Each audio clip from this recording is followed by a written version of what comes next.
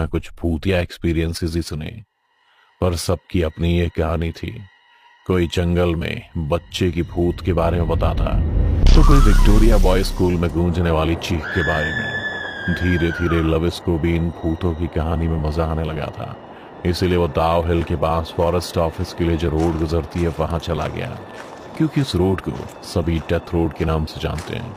और यही वो जगह है जहां से ना जाने कितने ही लोगों ने बच्चों को घूमते हुए देखा है, जो देखते ही देखते कहीं जंगल में गायब हो जाते थे। लविस भी न जाने क्या ढूंढने डेथ रोड पर भटकने लगा, जहां दूर दूर तक बस सन्नाटा और वादियों में फैला हुआ धुंध था, जो हवा के रुख के साथ कभी बढ़ रहा था तो कभी घट। इसी बीच उसके मोबाइल पर एक वॉइस नोटिफिकेशन जो उसकी माँ का था। इससे पहले कि वो उसे सुनता, तभी उसे दिन में भी अंधेरे के साए में घिरे जंगल की घनघोर झाड़ियों के पीछे दो लाल आंखें चमकती हुई दिखाई दी। भगवान जाने लविश को क्या ही सूझा, और वो उस लाल आंखों के पीछे निकल गया।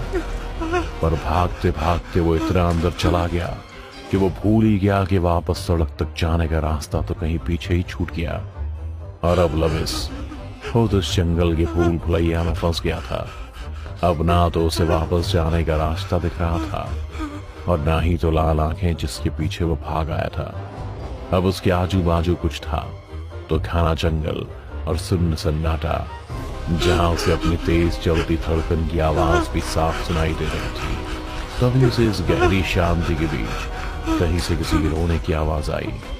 लविस इस आवाज को अपनी आंखें बंद कर बड़े ही ध्यान से सुनने लगा, और फिर उसी ओर बढ़ गया, जहां थोड़ी दूरी पर एक झाड़ी के पीछे उसे कोई लड़का बैठा हुआ दिखा, जहां से रोने की आवाज आ रही थी। लविस उसे बस पीछे से देख ही पा रहा था, जो शायद अपने सिर को घुटनों में टिकाए रो रहा था।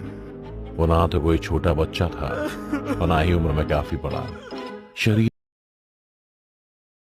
की बनावट से वो किशोर उम्र का कोई लड़का लग रहा था, जो अपनी जवानी की दहलीज पर खड़ा हो। उसे रोता देख लविश ने अपने कुछ कदम उसकी तरफ बढ़ाते हुए कहा, कौन हो तुम और ऐसे क्यों रो रहे हो?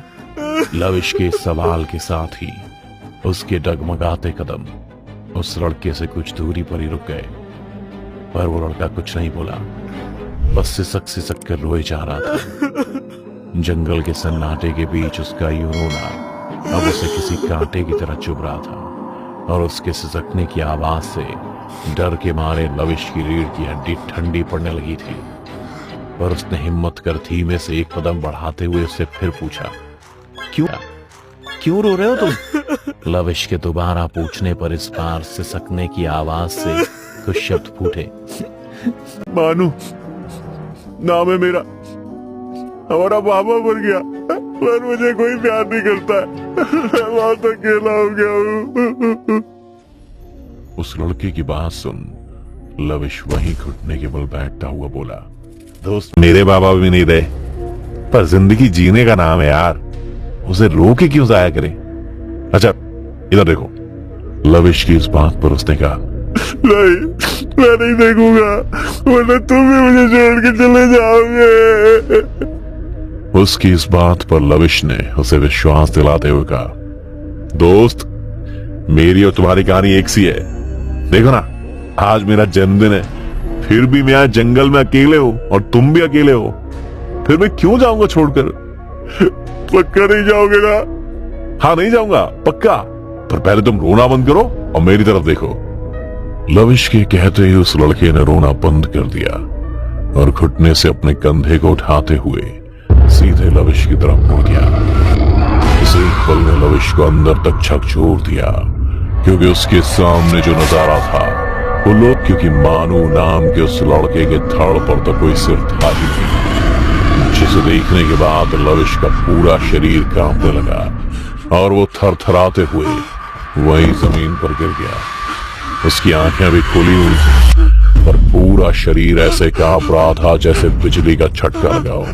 तभी मानू उसकी तरफ बढ़ा और उसके सिर पर अपना एक हाथ रख दिया, जिसके बाद लविश एक अलग ही दुनिया में चला गया। आज से करीब 30 साल पहले एक फॉरेस्ट ऑफिसर के घर पर, जहां वो तो सबको देख पा रहा था, पर शायद उसे कोई नहीं। उसे लगा कि उसकी जान चली गई और अब वो एक आत्मा है, इसीलिए उसे कोई देख नहीं पा रहा है। तभी उसकी नजर कार की सफाई करते हुए एक लड़के पर गई जो हूबहू मानू की तरह लग रहा था। अंतर बस ये था कि यहाँ धड़ के साथ सिर भी है।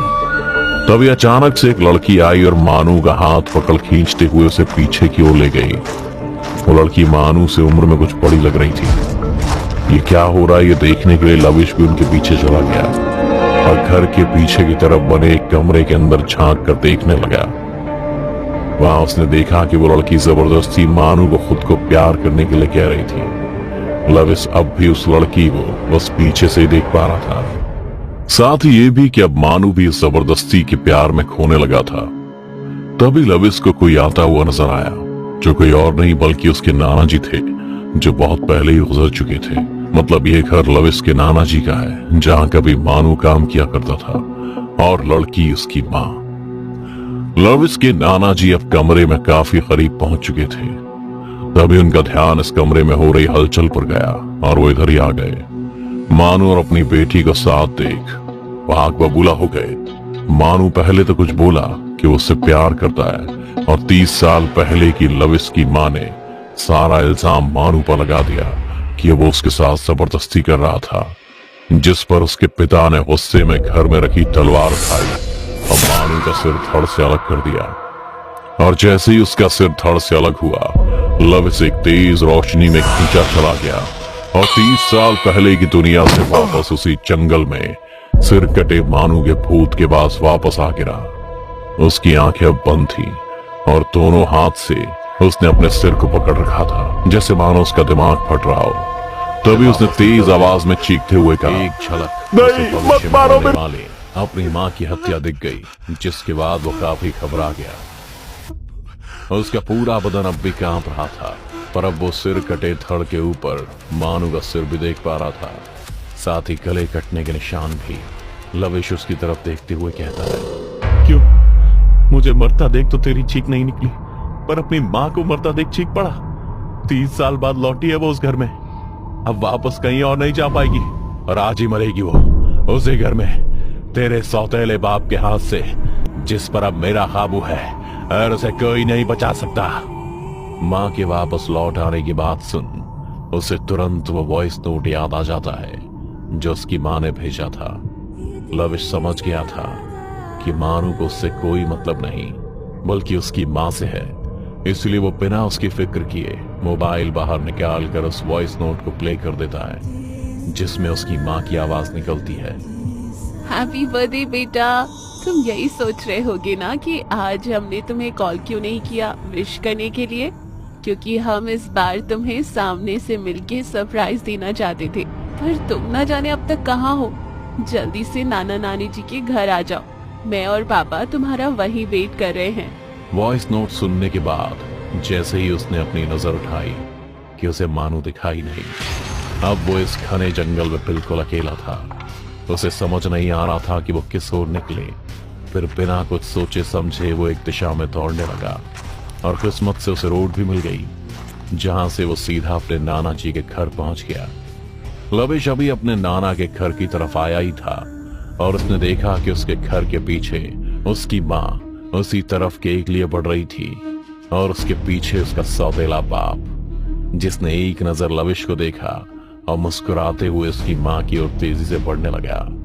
लविश को अब अपने सौतेले बाप में मानू दिखने लगा था, जो उसकी माँ के खून का प्यासा था। इसीलिए लविश सीधा अपने सौतेले बाप की ओर दौड़ पड़ा, लेकिन इससे पहले कि लविश वहां पहुंचता उसकी माँ अंदर जा चुकी थी और ठीक उसके पीछे एक धारदार लंबी चाकू के साथ उसका सौतेला बाप भी। लविश भी अब उस कमरे के दरवाजे पर पहुंच गया और जोर से बोला, माँ उनसे दूर हट जाओ।